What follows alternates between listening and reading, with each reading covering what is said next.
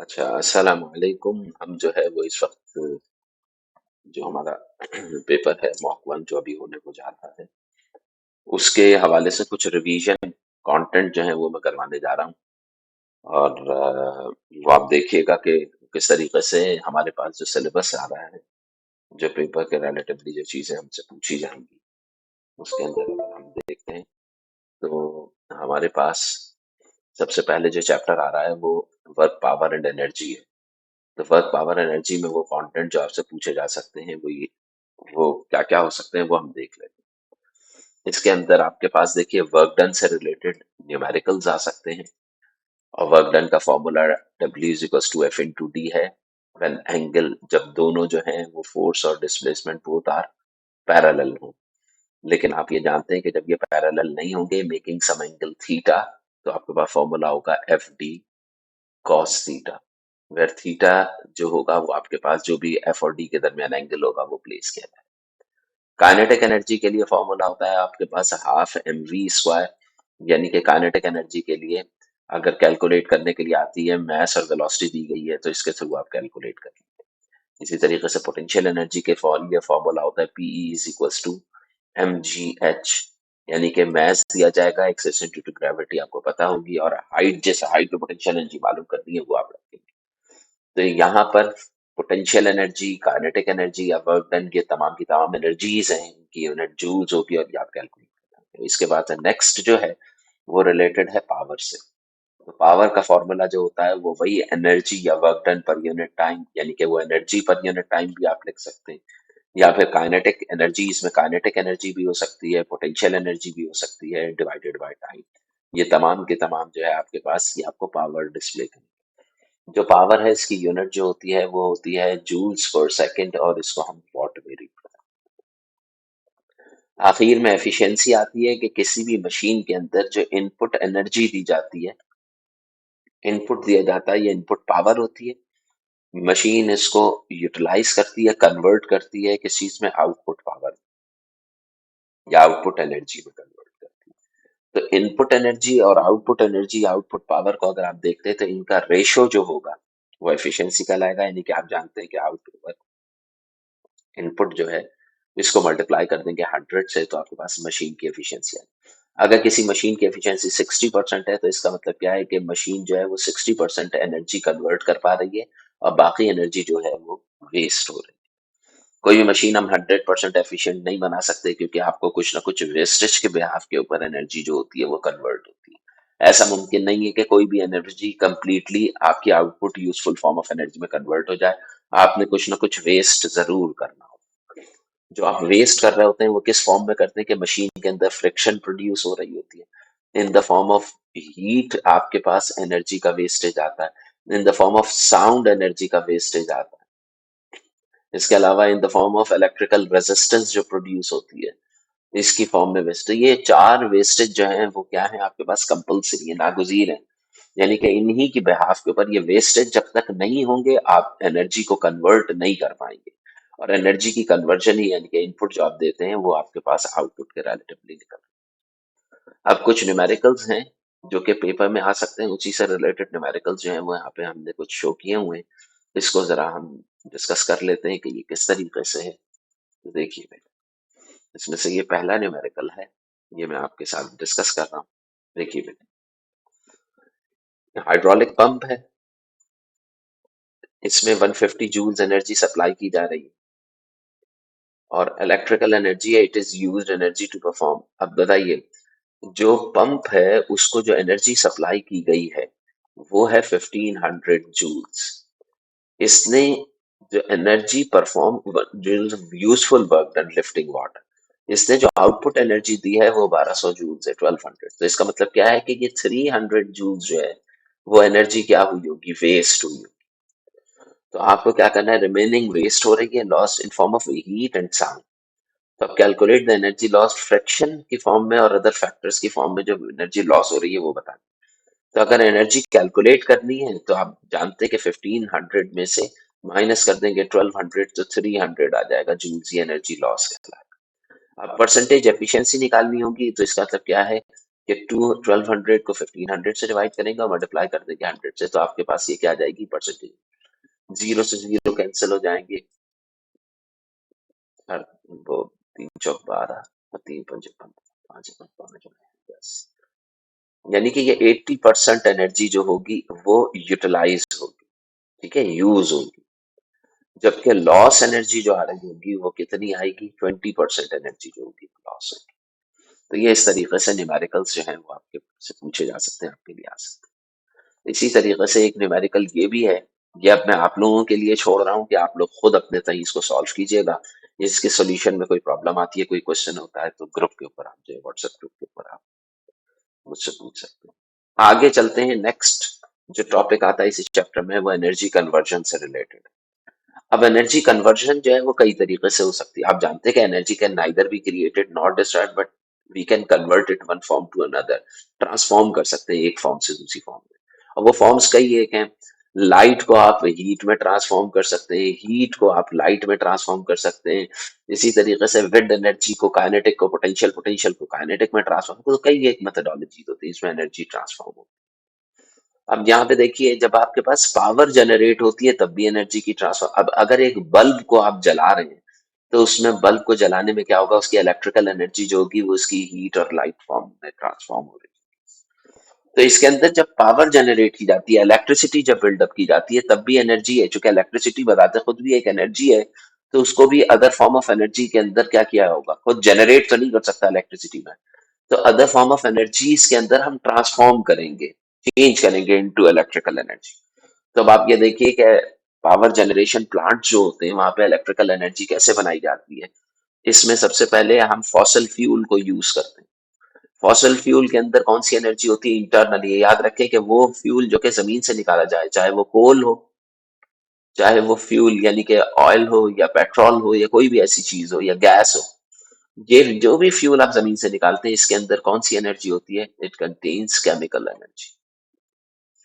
अब वो जो केमिकल एनर्जी है उसको जब हम उसे बर्निंग करते हैं, प्रोसेस, तो उसको जलाते हैं जब कोयले को या गैस को या फ्यूल को, तो उसकी केमिकल एनर्जी ट्रांसफॉर्म हो जाती है आपके पास कौन सी फॉर्म ऑफ एनर्जी में, हीट एनर्जी में ट्रांसफॉर्म। अब जब आपके पास हीट एनर्जी निकलती है तो हीट एनर्जी को हम क्या करते हैं, वाटर स्टीम प्रोड्यूस करते हैं इससे। और वाटर स्टीम के अंदर जो एनर्जी होती है वो होती है आपके पास पोटेंशियल एनर्जी। ये याद रखिएगा, steam contains a potential energy. फिर उस पोटेंशियल एनर्जी को हम क्या करते हैं, स्टीम को हम अप्लाई करते हैं किस चीज पे, टरबाइंस पे।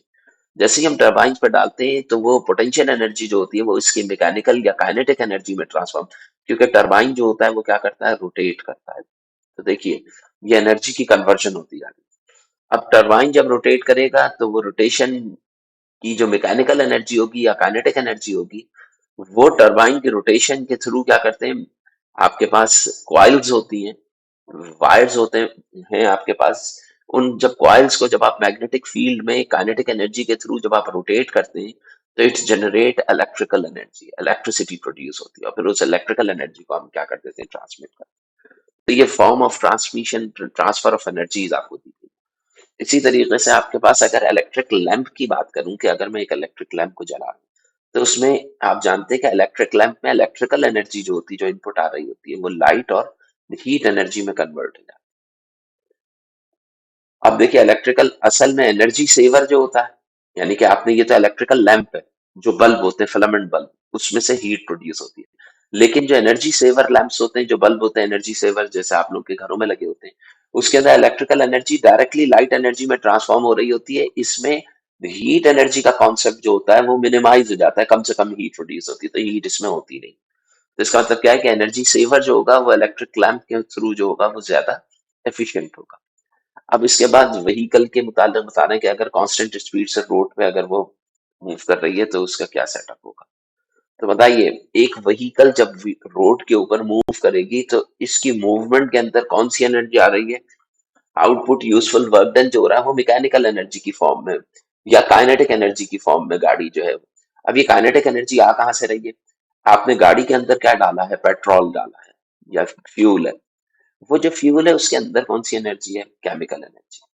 अब फ्यूल जो है वो गाड़ी के अंदर जो आपने डाला है वो चैम्बर में जाके कंबस्शन होगी, कंबस्शन के अंदर कौन सी एनर्जी प्रोड्यूस होगी, हीट एनर्जी प्रोड्यूस होगी।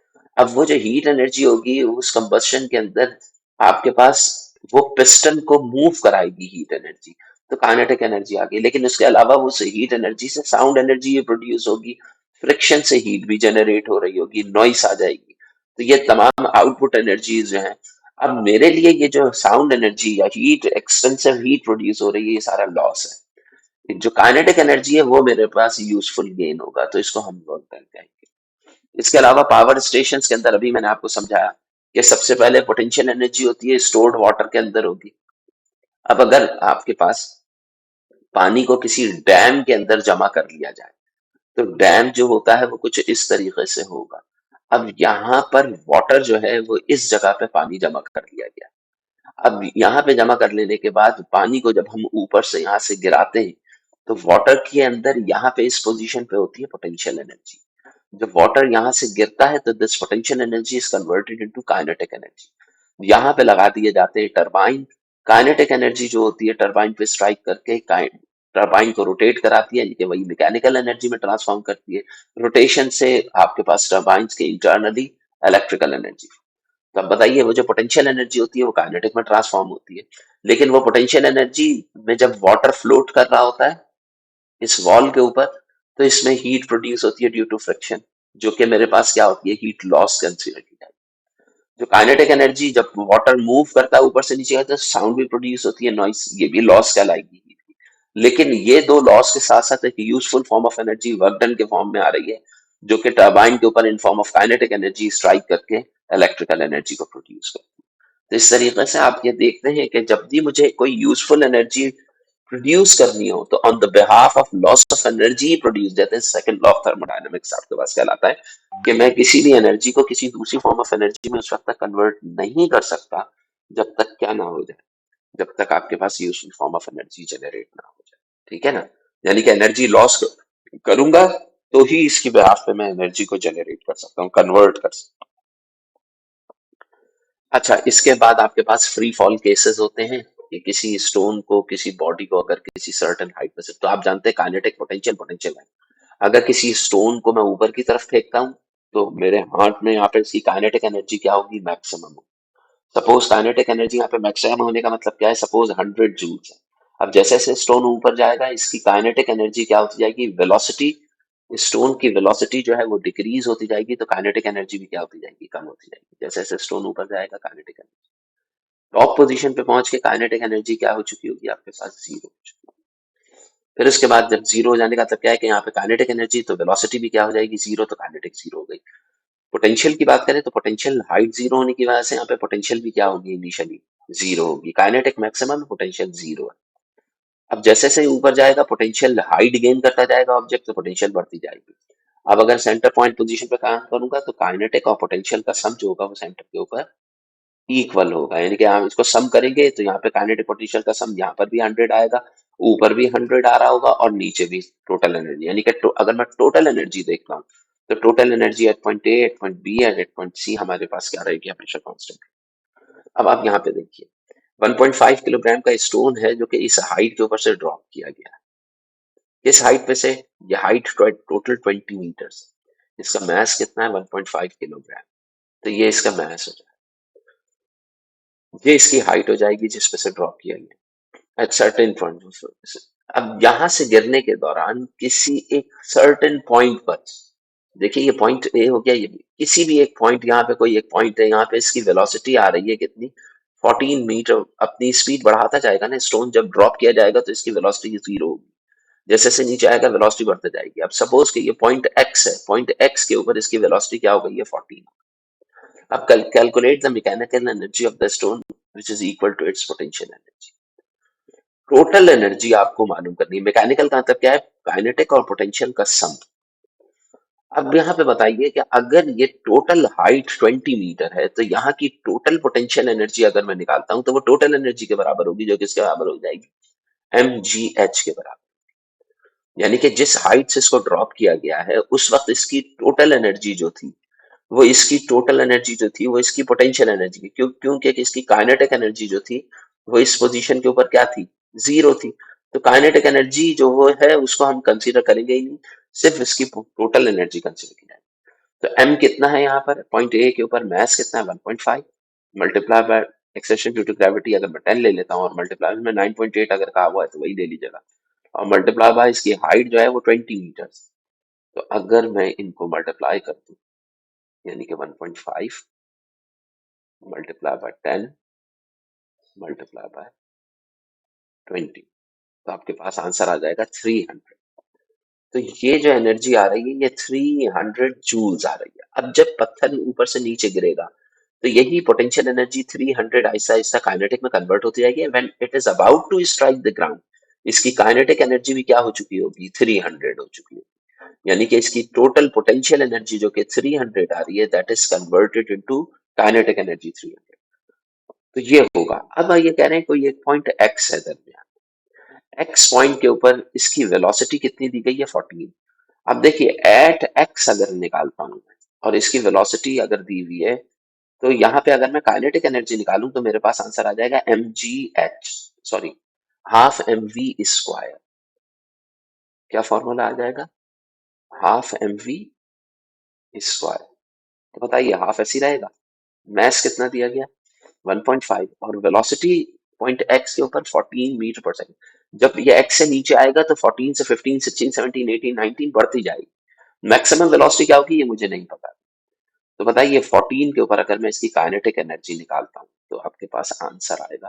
पहले मैं 14 का स्क्वायर करूंगा यहाँ पर, देखिए 14 का स्क्वायर किया जाएगा, ये मल्टीप्लाई बाय 1.5 किया जाएगा, ये और डिवाइडेड बाय क्या कर दूंगा मैं इसे 2, ये यानी कि 147।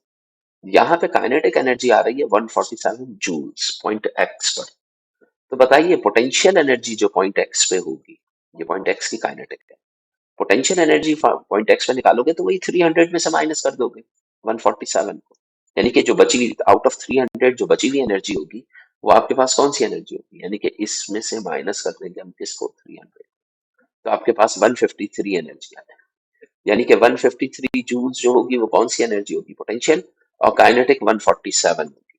इन दोनों को जब आप सम अप करेंगे तो what you will get the 300 total energy law conservation energy. अब आप यहाँ पे ये देखिए कि अब यहाँ पे आपने ये बता दिया calculate the kinetic energy at इतना, ये भी आपने बता दिया।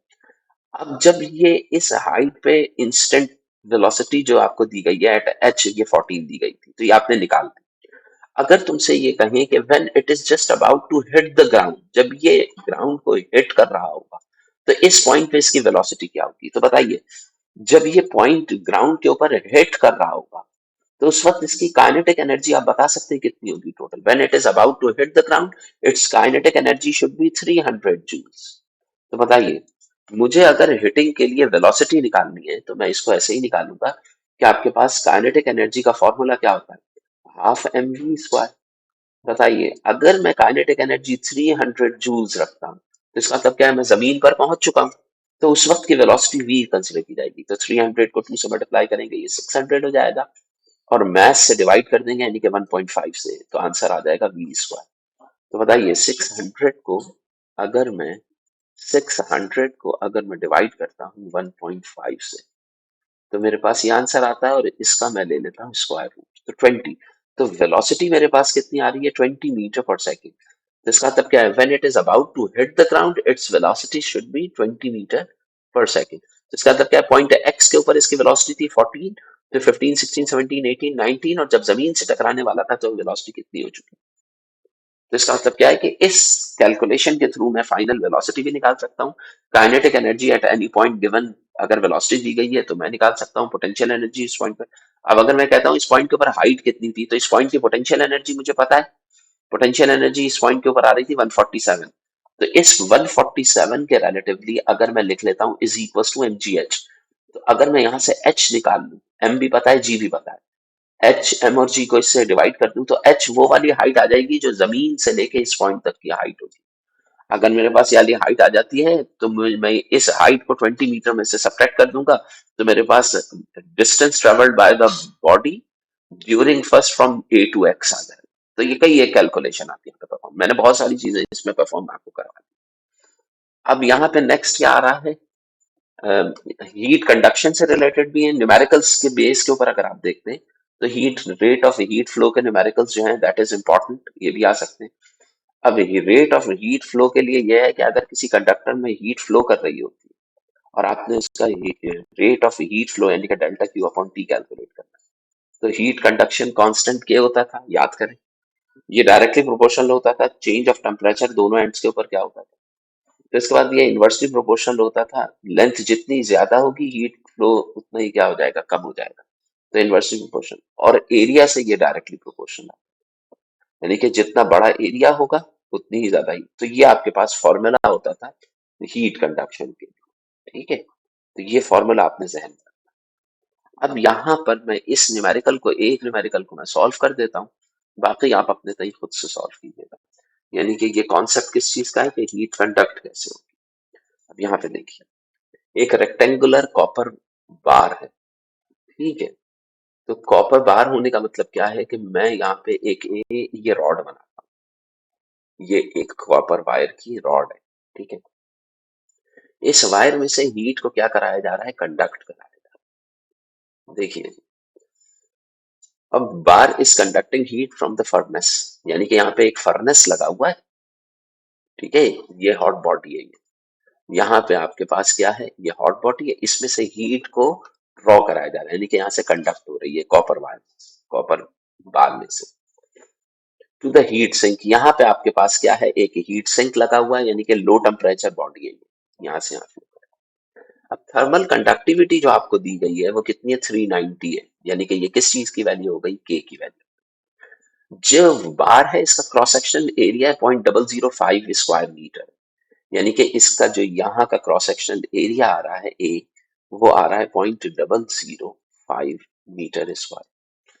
अब आपसे क्या कह रहे हैं, लेंथ, जो लेंथ ऑफ द बार कितनी है, वो आपके पास यहां से लेके यहां तक की जो लेंथ दी गई है वो कितनी है आपके पास, 0.5 मीटर, ठीक है। अगर ये सेंटीमीटर में दी गई होती तो आप इस लेंथ को आप किस में कन्वर्ट कर लेते हैं, मीटर।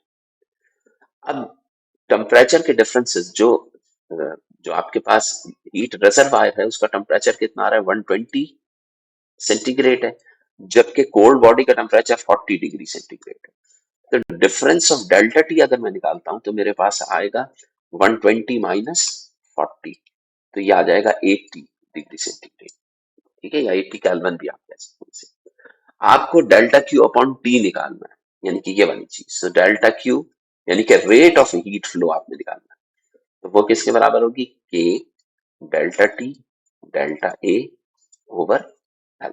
तो के की वैल्यू क्या आ रही है यहाँ पर, के कांस्टेंट दिया था 390, मल्टीप्लाई, आगे क्या देंगे, डेल्टा टी, ये आपके पास 80 अभी कैलकुलेट किया है, मल्टीप्लाई, एरिया कितना है, 0.005 स्क्वायर मीटर, ठीक है, ये आपको दिया।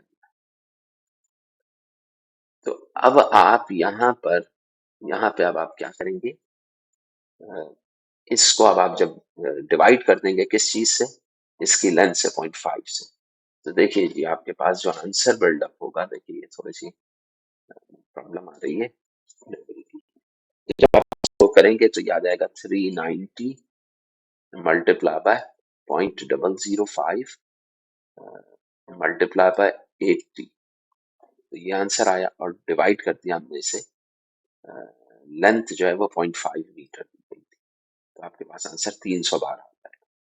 तो आप यहाँ पे लिखेंगे 312, थोड़ा सा प्रॉब्लम कर रहा है, लेकिन हम इससे, यानी कि आपके पास आंसर, फाइनल आंसर जो आया है वो 312 है जूल्स पर सेकंड, क्योंकि ये हीट कंडक्शन है तो मैं इसको जूल्स पर सेकंड लिखूंगा। तो यहाँ पर आपके पास ये वाली जो था न्यूमेरिकल, ये हमने सॉल्व कर लिया। ये दूसरा न्यूमेरिकल अपने तय खुद से सॉल्व कीजिएगा। इसके अलावा टेम्परेचर कन्वर्जन के न्यूमेरिकल्स जो हैं वो भी आपसे पूछे जा सकते हैं।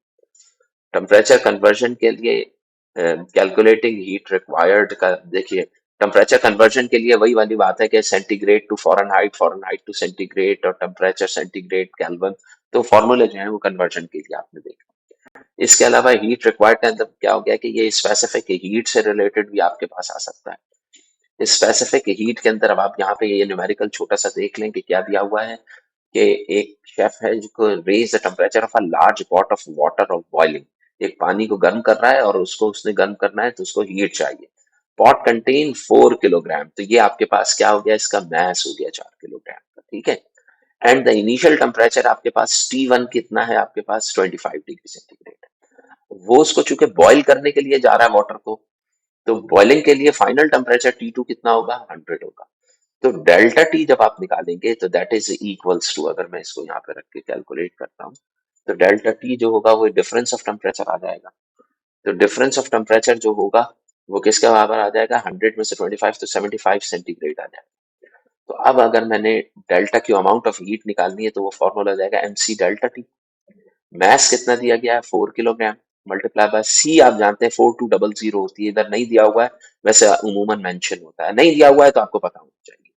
और ये 75 से मल्टीप्लाई कर देंगे तो यहाँ पे रिजल्ट जूल्स आ जाएगा कि इतनी हीट रिक्वायर्ड होगी 4 किलोग्राम वाटर को टेम्परेचर के रिलेटिवली, उसको टेम्परेचर को रेस करने के लिए।